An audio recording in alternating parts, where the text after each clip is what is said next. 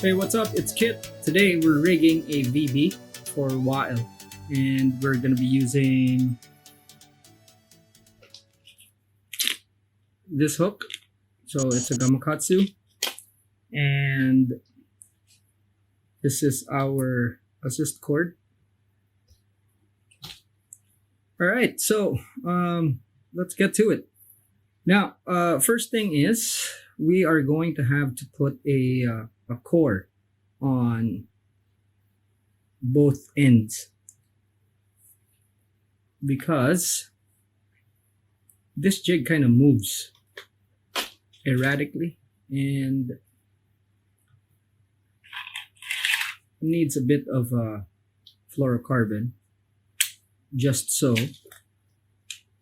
things are not gonna get tangled. So we cored this already, and what we need is just to insert fluorocarbon. And sometimes it's kind of difficult to do this, but sometimes it's also just easy, just like that. Alright, so once you have your fluorocarbon core, I usually just tie a knot so it's easier and it won't flop around. And also,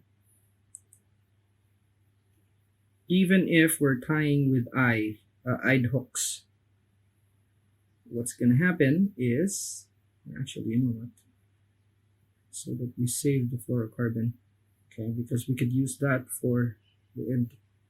Now, all you have to do is actually make a knot, one knot, like that, and then we'll be able to tighten things, make that knot smaller so it's not too obvious. Cut that sucker, burn that end, and that's it. And the rest we do in a bit. So we cut that fluoro there so that it is also at the end and it's easy to manage. Alright, so let's go and start this. For you guys that have just joined us, welcome, and welcome to the channel. We are putting together a jig rigging library, and this is one of those videos. Okay, focus. Come on, buddy. Focus.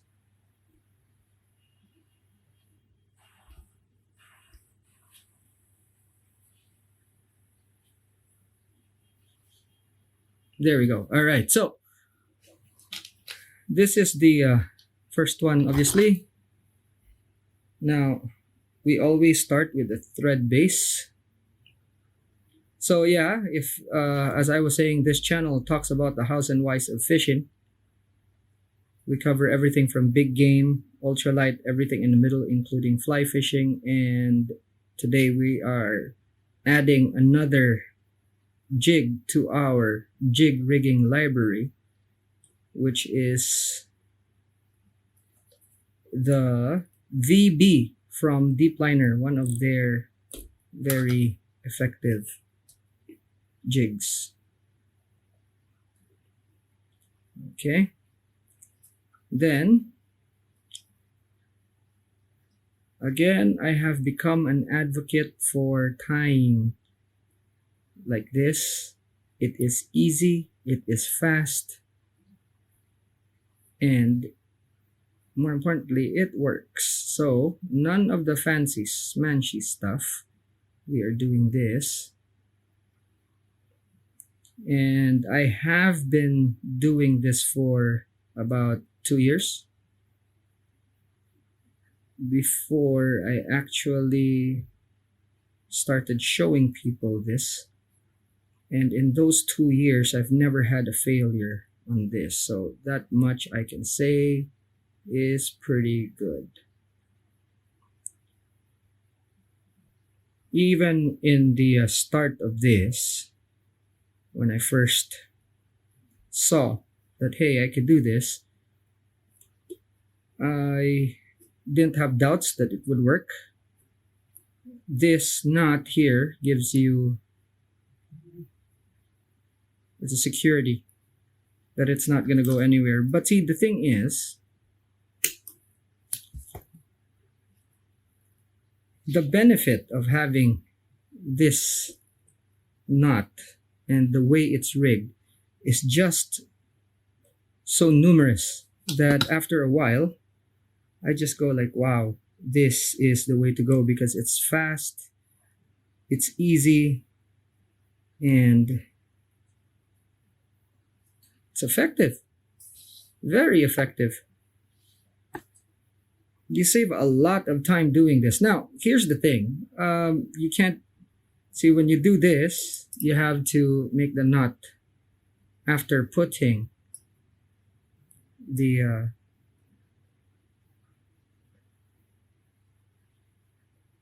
cord through, so that you'd be able to make that knot.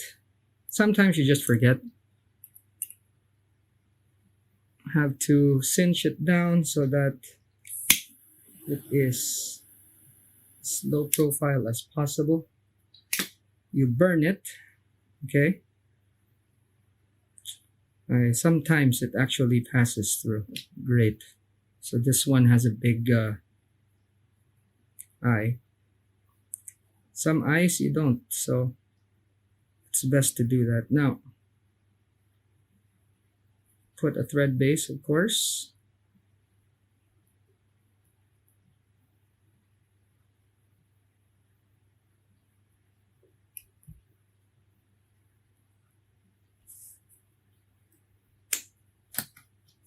Now,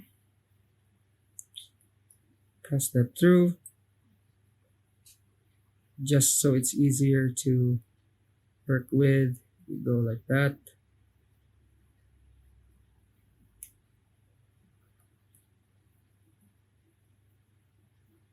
Right there.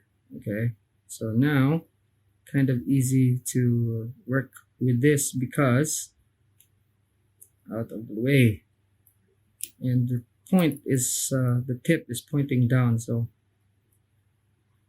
you don't have an accident. In this case, it's kind of unruly, so let's just leave him chilling right there.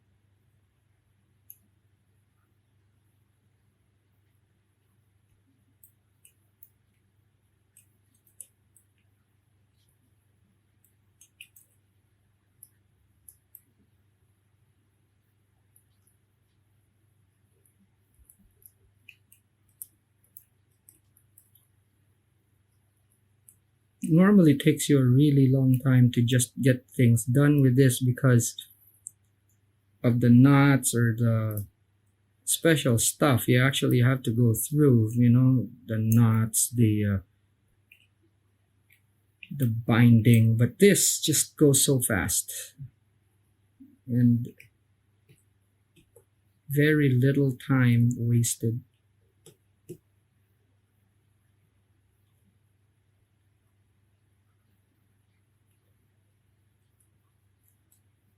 And spacing, figuring out the lengths of things and stuff, you know, it's easier with this method than all the other methods. And it's easy to standardize everything with this. So it's just overall, it's just a good way of doing things. Okay, so there we go. That's it. And this is the long piece. Now we take a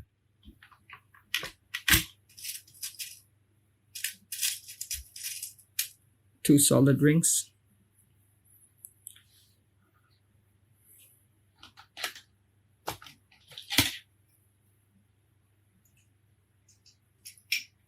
It's here. Mount it. So it's always going to be equal.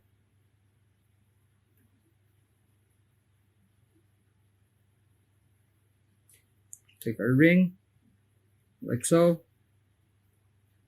Flip it over, like that.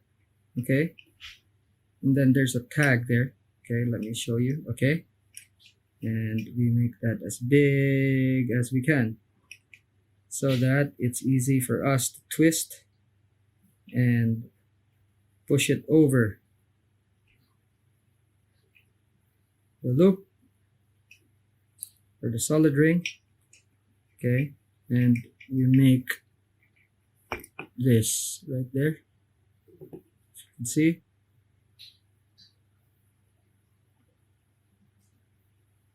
And then take our puller,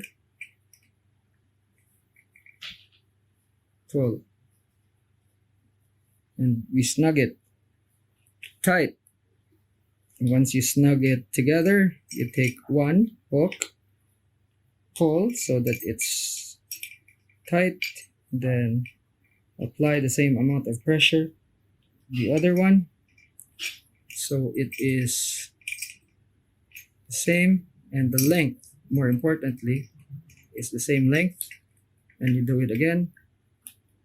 Okay, if you see that there is one that is tighter than the other, all you have to do is just take that one that's not equal and then pull tight, and it should be, there we go.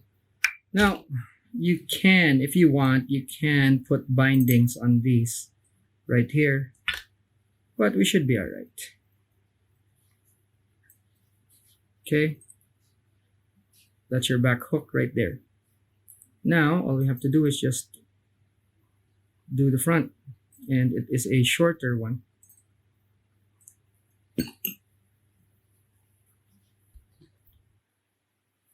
For the front, we want it to hang just a tad shorter, like that right there. Okay, because these hooks will reach that length. So our hooks on top should be about 2 centimeters shorter than what we have here. Okay, so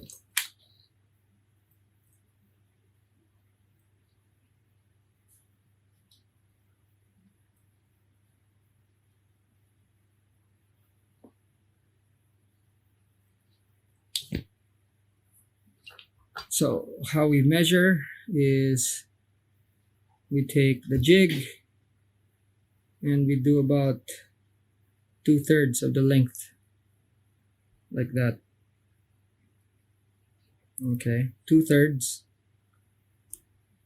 And this is kind of consistent because of how we're tying it, we can be consistent. That's the thing. Just because of how we're tying it. And that's very important, because for the other methods, it's very hard to judge the all of these. All right, now we take the fluorocarbon core that we had earlier left over, if I can find it.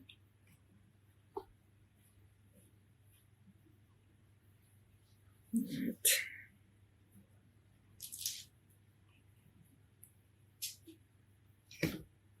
There it is.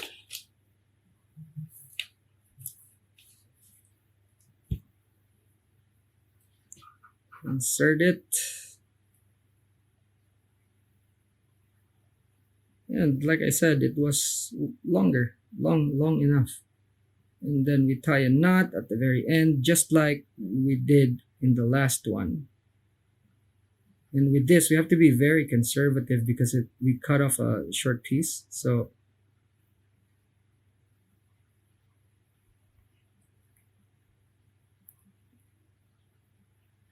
we have to ensure that we don't really use up a lot. Okay. Burn that thing.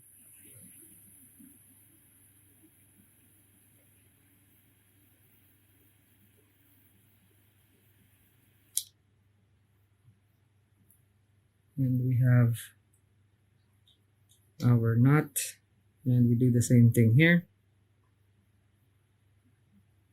Remember, when you're doing these things, you also have to realize that your hooks have some length to them as well. So when you calculate your drop length, you have to put those into account.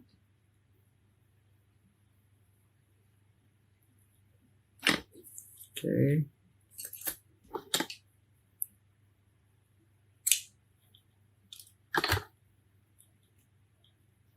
Otherwise, the hooks will reach each other and tangle if you do not put that into your calculation.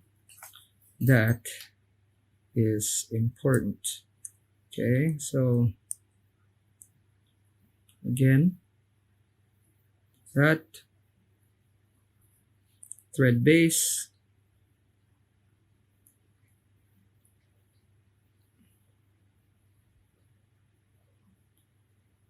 you can adjust their length with how long your tie-in is as well. The problem is, obviously, the more you tie in on this, the longer it is, the better for you, because it'll be stronger.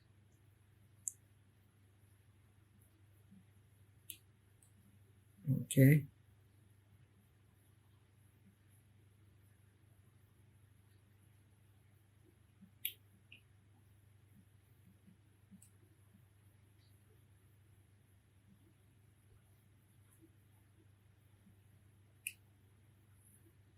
There.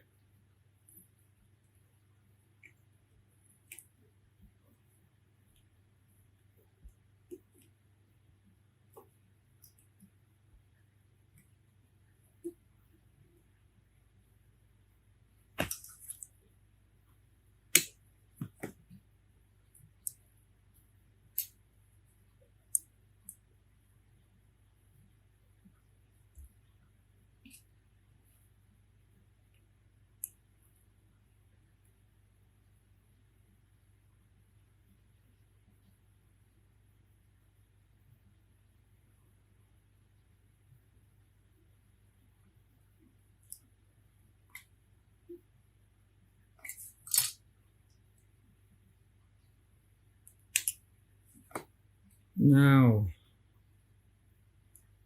there we go.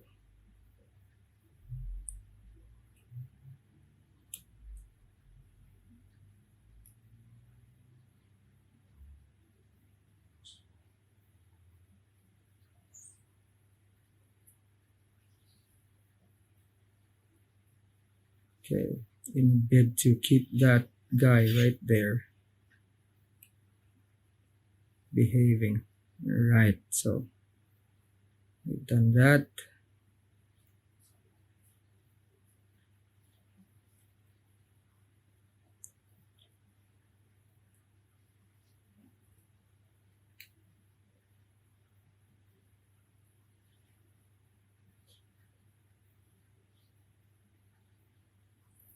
Okay. See how fast that thing is? Just makes the work easier.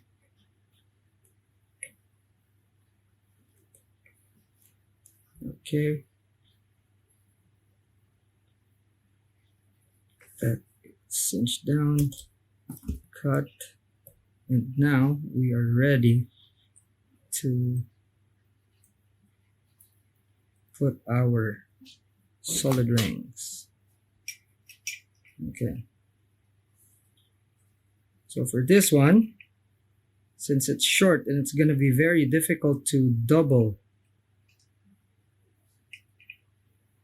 it up, we just do single. Okay, like this. Get that as tight as possible. Let's flip that around. That's not going anywhere. Now we take our line here, and it also gives it kind of distinction for Wael if it moves this to another jig. Kind of gives him a clue that this is the front hook. Okay, so PR this thing.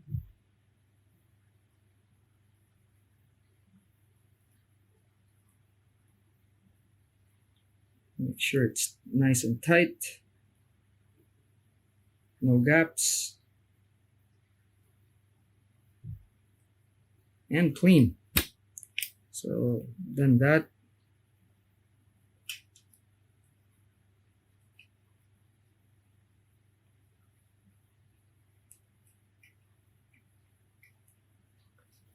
Tighten, cut tag,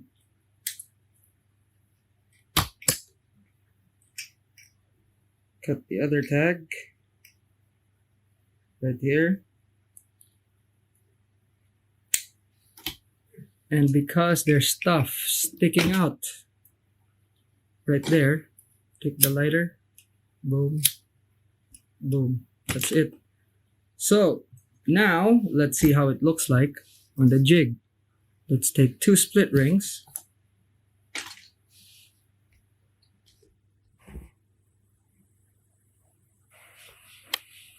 And let's put them on. So remember, the silver points up for this particular jig.